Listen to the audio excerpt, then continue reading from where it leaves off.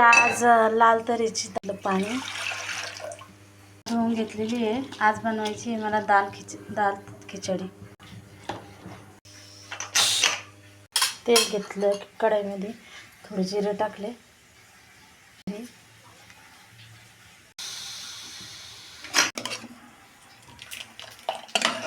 कांदा टाकले,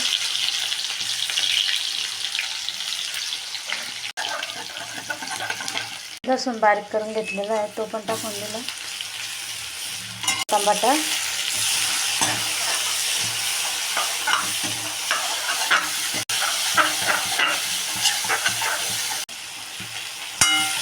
छान असं हलवून घ्या, असं मिक्स करून घ्यायचं छान।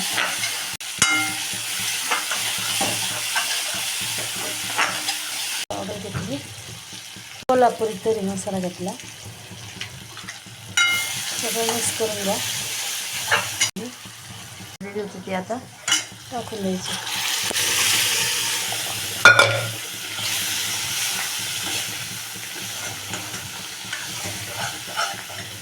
मस्त लाल तरीची डाळ झालेली आपली।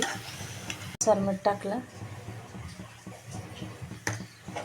आपली डाळ अशी छान अशी तयार झालेली आहे। तुम्ही बघू शकता किती छान तरी आलेली त्याला।